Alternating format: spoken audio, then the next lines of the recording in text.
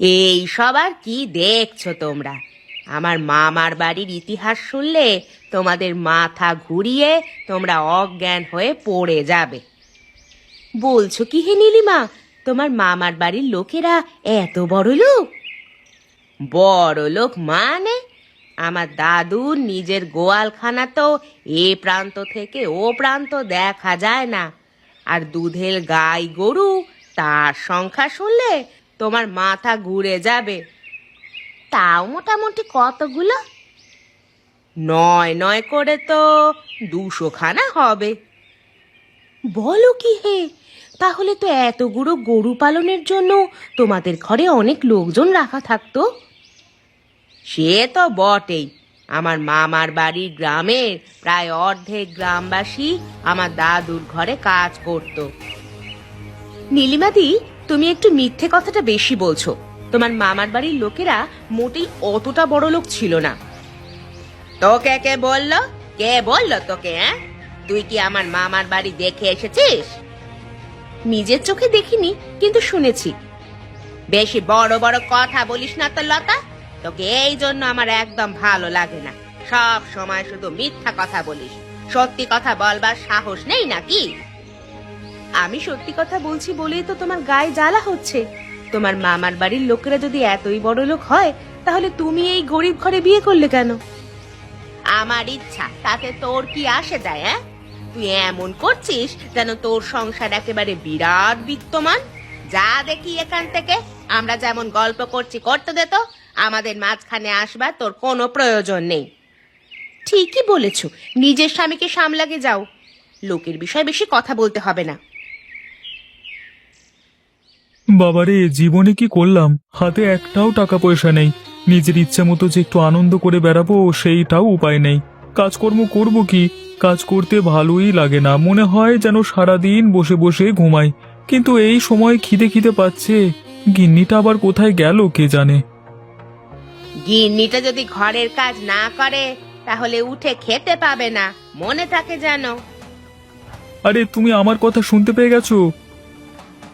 সে তো পেয়েছি বটেই। তুমি যদি সকাল থেকে উঠে আমার দোষ ধরতে শুরু করো, তাহলে তো আমার কানে তোমার কথা আসবেই।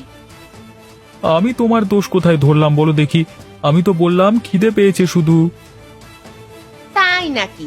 তা খাওয়ার জন্য ঘরে যে বাজার করতে হয়, নুন মশলা এসব আনতে হয়, সেগুলো কি তোমাকে শিখিয়ে দিতে হবে?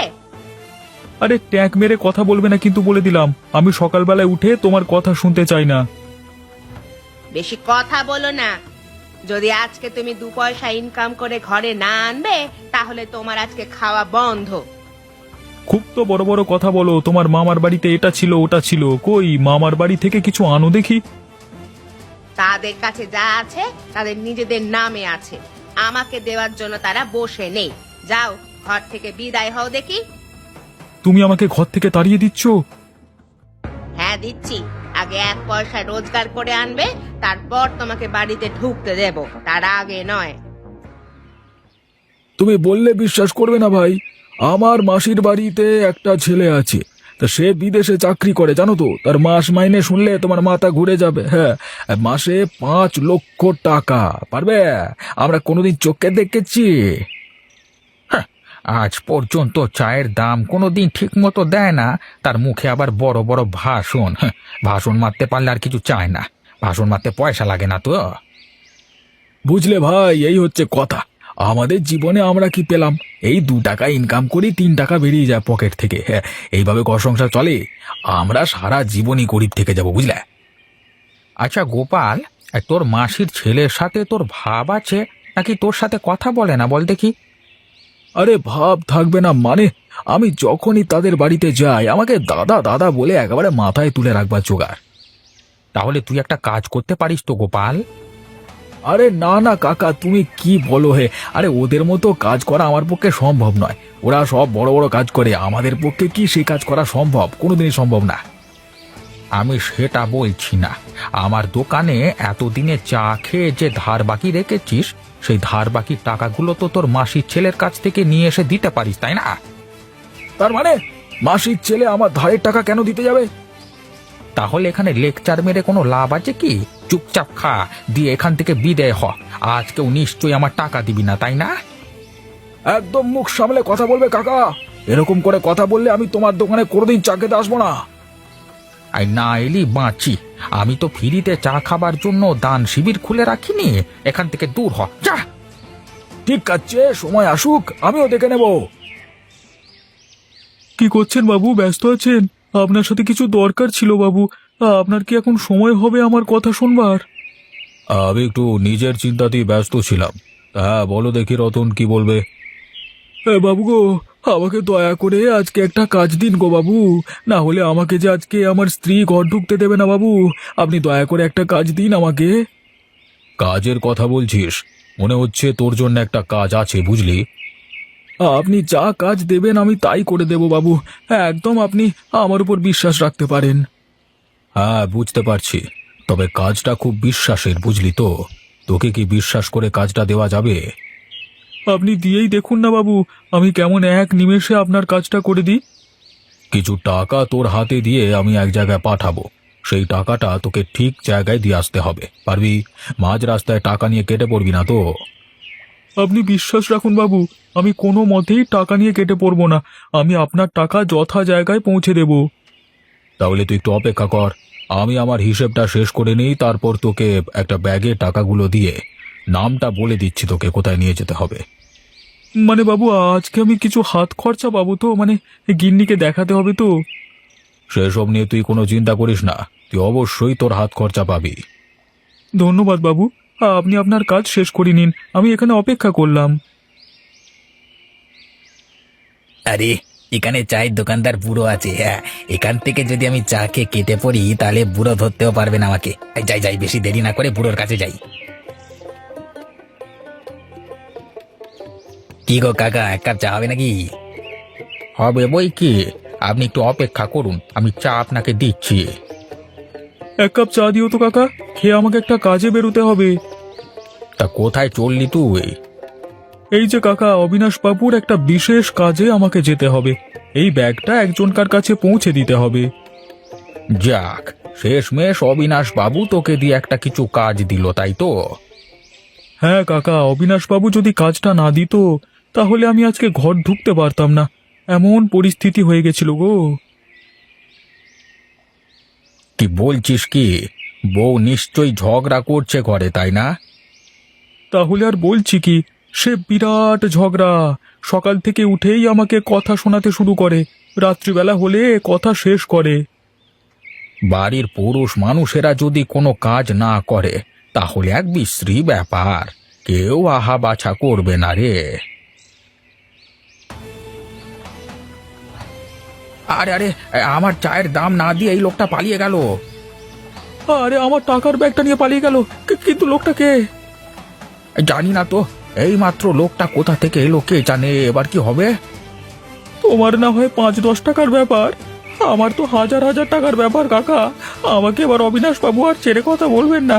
এবার ঘর থেকে কেন মনে হচ্ছে আমাকে এই গ্রাম থেকেই তাড়াবে অবিনাশ বাবু। হায় হায় হায় হায়। কই গিন্নি, তাড়াতাড়ি খেতে দাও দেখি, খিদে তো পেটটা একেবারে চুই চুই করছে। তা কখন খেতে দেবে আমাকে? দিচ্ছি, দাঁড়াও। একটাই তো হাত আমার নাকি, যদি ঘরের কাজে একটু সাহায্য করো তাহলে তো একটু ভালো হয়। ঘরের কাজ করা আমার দায়িত্ব নয়, তার জন্য তুমি আছো। বাইরেও তো তুমি তেমন কোনো কাজ করো না, সকালে উঠে হরিপদ কাকার কাছে চা খেয়ে তারপর ঘরে এসে বসে বসে জ্ঞান দাও। তুমি কি বললে? আমি জ্ঞান দিই? শোনো গিন্নি, আমার মাসির ছেলের বাড়িতে। এই যে শুরু করে দিলে, এটাই হচ্ছে তোমার জ্ঞান দেওয়া। তুমিও ওদের মতো হয়ে গেছো জানো তো। ওই যেমন হরিপদ কাকা মাঝে মাঝে আমাকে বলে ওঠে, তুমিও দেখছি আজকাল সেরকমই বলতে শুরু করেছো। ভালো তো, সেরকম হয়ে যাওয়াই ভালো। অন্তত মুখের ওপর সত্যিটা তো বলতে পারবো। ওই জন্যই পাড়ার লোকেরা আমাকে বলে তোমার স্বামীকে সামলাও। আমি আর কি সামলাবো, আমার স্বামী মেয়েকে বসে আছে। ঠিক আছে, আমি চললাম তাহলে। তুমি তাহলে বসো, আমাকে খেতে দিতে হবে না, আমি আজকে সারাক্ষণ না খেয়ে থাকবো। এই শোনো, বেশি গরম দেখিও না। বাবু গো, এদিকে যে ভীষণ বড় একটা সর্বনাশ হয়ে গেল বাবু। এবার আমাদের কি হবে বাবু? বিরাট এক সর্বনাশ হয়ে গেল। আরে কি হলো রতন, তুই এর মধ্যেই ফিরে চলে এলি যে, আর তুই কাঁদছিস কেন? বাবু, আমি হরিপদ কাকার দোকানে বসে চা খাচ্ছিলাম, এমন সময় একটা চোর এসে আমার পাশ থেকে টাকার ব্যাগটা চুরি করে নিয়ে চলে গেছে বাবু। এখন আমি কি করব? একটা কাজও কি তোদের দিয়ে ভালোভাবে হবে না? 20,000 টাকা ছিল ওই ব্যাগের মধ্যে, এখন সেই টাকাগুলোকে আমি কিভাবে ফিরে পাবো? আমাকে মাফ করে দেবেন বাবু, আমি জেনে শুনেই ভুল কাজ করিনি। না না না না, আমি ওসব দেখতে পারবো না। তোকে যেখান থেকেই হোক আমার টাকার ব্যাগটা জোগাড় করে এনে দিতে হবে, না হলে কিন্তু তোর খবর আছে বলে দিলাম তোকে। তোর বউ ঘর থেকে বার করেছে, আমি সারা জীবনের মতো এই গ্রাম থেকে বের করে দেবো হতভাগা। বাবু, আমি কি করব? আমার যে কোনো উপায় নেই বাবু। ওই লোকটা যে কোথায় থাকে আমি কিছুই জানি না। অনেকক্ষণ খুঁজছিলাম আমি, কিন্তু লোকটাকে কোথাও পেলাম না। চোখের নিমেষে যে কোথায় পালিয়ে গেল। তুই এখন আমার চোখের সামনে থেকে চলে যা। আমি তোকে একদিন সময় দিলাম, টাকাটা যেখান থেকে পারিস খুঁজে আন। আরে সাবাস, এই ব্যাগের ভেতরে দেখছি অনেক টাকা আছে। আমার ভাগ্য যে এতটা ভালো আমি কল্পনা করতে পারিনি। হ্যাঁ, এই টাকাগুলো নিয়ে আমি এখানে মোটামুটি মাস তিনেক জমিয়ে খাওয়া দাওয়া করতে পারবো, তারপর আবার অন্য কথা। মাস তিনেক নয়, হয়তো 1 মাস তুমি ভালো করে থাকতে পারবে, ভালো ভালো জিনিস খেতে পারবে। এই কে রে বাবা, কি চাই তোমার এখানে? কি কি চাই? চুরির টাকার ভাগ চাই। যে টাকা তুমি চুরি করে এনেছো তার অর্ধেক টাকা আমার চাই। আর যদি সেই টাকা আমাকে না দাও, তাহলে আমি তোমাকে ধরে আমাদের মোড়ল মশাইয়ের কাছে নিয়ে যাব। এই নানা দাদা, এই কাজ করো না। আজকে অনেকদিন বাদ এত টাকার মুখ দেখলাম, তুমি এরকম করে এসে কেচিয়ে দিও না সবকিছু। বেশ, দেব না। তাহলে তুই আমাকে টাকার ভাগ দে। আচ্ছা বেশ বেশ, তবে অর্ধেক টাকা না দিয়ে যদি মানে 80% আমি রাখতাম আর 20% তুমি রাখতে, তাহলে খুব ভালো হতো। ওসব চালাকি চলবে না। আমি যেটা বলেছি সেটাই করতে হবে, না হলে কিন্তু আমি পদক্ষেপ নিতে বাধ্য হব। আরে না গো দাদা, না, এত রাগ করো না। ঠিক আছে, তুমি যেমনটা বলবে তেমনটাই হবে। নাও নাও, তুমি তোমার টাকার ভাগ নাও, আর আমাকে এখন ছেড়ে দাও। বাপরে বাপ, এ তুমি কি করেছো? অবিনাশ বাবুর টাকা হাওয়া করে দিয়েছো। এখন অবিনাশ বাবু আমাদেরকে ছেড়ে কথা বলবেন না। ইতিমধ্যে আমাকে বলে দিয়েছেন, যদি আমি টাকাটা জোগাড় করতে না পারি তাহলে আমাকে গ্রাম ছাড়া করবেন। ওগো, তুমি এটাই করতে বাকি রেখেছিলে নাকি গো? এইভাবে মানুষকে বিপদে ফেলতে তোমার খুব ভালো লাগে? আমাকে ক্ষমা করে দাও গিন্নি, আমি ইচ্ছে করে করতে চাইনি, কিন্তু কি করব বলো? এমন বিপদে পড়ে যাব আমি স্বপ্নেও কল্পনা করতে পারিনি। আর কল্পনা করতে হবেও না। তুমি কালকে সকালে বাড়ি থেকে দূর হয়ে যাবে। যতক্ষণ না বাবুর টাকা বাবুকে ফেরত দিতে পারছো, ততক্ষণ মুখ দেখাবে না এ বাড়িতে। এবারে কি তুমি আমাকে একটুও সাহায্য করবে না গিন্নি? তোমার কাছে অন্তত একটু সাহায্য আমি প্রত্যাশা করি। তুমি যতই সাহায্য চাও না কেন, আমি তোমাকে কোনো রকম ভাবে সাহায্য করতে পারবো না। নিজে যেটা ভুল করেছো, সেই ভুল তোমার নিজেকেই শোধরাতে হবে। এই বিপদের সময় আমাকে একা ফেলে দিলে গিন্নি, আমি কোথায় যাব বলো দেখি? সেইটা তো আমার একবারও জানার দরকার নেই। তুমি কিভাবে সেই চোরকে ধরে টাকাটা জোগাড় করে আনবে সেটা দেখা আমার কাজ নয়। আমাকে যদি এই গ্রাম থেকে অপমানিত হয়ে বের হতে হয়েছে, তখন তোমাকে আমি দেখাবো মজা। এবার বলো, সকালবেলায় খুব আমাকে জ্ঞান দিলে আমি নাকি বাতেল্লা দিয়ে বেড়াই। হ্যাঁ, দেখো আজকে তোমার জন্য কত টাকা এনেছি। কিন্তু এত টাকা তুমি কোথায় পেলে নিমেষের মধ্যে? এই তো অনেক টাকা। একদিনে কাজ করে কি এত টাকা পাওয়া যায়? কাজের মতো কাজ করলে নিশ্চয়ই পাওয়া যায়, সেটা তো তুমি নিজের চোখেই দেখতে পাচ্ছ। তুমি আমাকে সত্যি করে বলবে, এই টাকাগুলো কোথা থেকে চুরি করে নিয়ে আসোনি তো? তুমি আমাকে এত বড় সন্দেহ করতে পারলে গিন্নি, আমি এই টাকাটা চুরি করে আনবো? এই শোনো, আমি সেরকম লোক নই যে আমি টাকা চুরি করে নিয়ে আসবো, ঠিক আছে? তাহলে তুমি আমাকে সত্যি কথা বলছো না কেন, যে টাকাগুলো তুমি কোথা থেকে এনেছো? আমি তো বারবার বলছি আমি এই টাকাগুলো রোজগার করে এনেছি। এখন কেউ যদি আমার কথা বিশ্বাস না করে, তাহলে আমার কিচ্ছু করবার নেই। বেশ, তুমি সত্যি কথা বলবে না তো? তাহলে আমার আর কিচ্ছু বলবার নেই। যদি কোনোদিন এই জিনিস নিয়ে বাড়াবাড়ি হয়েছে, তখন তোমাকে আমি দেখে নেব। আরে যাও যাও, ভয় দেখিও না শুধু শুধু। সত্যি কথা তো বিশ্বাস হয় না তোমার, তাহলে আমার কি করবার আছে? হায় আমার পোড়া কপাল, এই কপালে কি সুখ কোনোদিন এসে জুটবে না? যদিও বা একটা কাজে এলো, তাও আবার ফুরুত করে উড়ে চলে গেল। আমি আবার কোথায় যাব? যদি টাকার ব্যাগটা খুঁজে না পাই তাহলে তো মুশকিল হয়ে যাবে। আমাকে অবিনাশবাবু কিছুতেই ছাড়বেন না। এখন আমি কোথায় যাব? কি গো রতনদা, তোমাকে তো এর আগে কোনোদিন এত সকালে এখানে মন খারাপ করে বসে থাকতে দেখিনি। কি হয়েছে কি? খুব বড় বিপদ হয়ে গেছে বোন। কালকে অবিনাশবাবু আমাকে কিছু টাকা দিয়েছিলেন এক জায়গায় পাঠানোর জন্য। হঠাৎ করে আমাদের হরিপদ কাকার চায়ের দোকান থেকে সেই টাকাটা নিয়ে ফুরুত করে উড়ে যায় একটা চোর। এখন সেই টাকা আমাকে অবিনাশবাবুকে ফেরত দিতে হবে। সে কি গো, কে নিয়ে গেছে কিছু জানো? আরে লোকটা আমার পাশে বসেই চা খাচ্ছিল, কিন্তু হঠাৎ করে যে এভাবে ব্যাগটা নিয়ে পালাবে সেটা তো বুঝতে পারিনি। আমার মনে হচ্ছে একজনকে জেরা করলে পাওয়া যাবে টাকাটা। কার কথা বলছো বোন? তোমার ভাইয়ের কথা বলছি। কালকে তোমার ভাইও হঠাৎ করে কোথা থেকে অনেকগুলো টাকা নিয়ে বাড়িতে গিয়েছিল। আমি জিজ্ঞাসা করলাম কোথা থেকে জোগাড় করেছো, কিন্তু কিছুতেই আমাকে বললো না। কি বলো গো বোন, আমাদের গোপাল? হ্যাঁ, চলো আমরা দুজনে মিলে তাকে একবার চেপে ধরি। আমার মনে হচ্ছে ওই টাকাটাই অবিনাশবাবুর হতে পারে। কিন্তু তাকে এখন কোথায় পাবো বোন?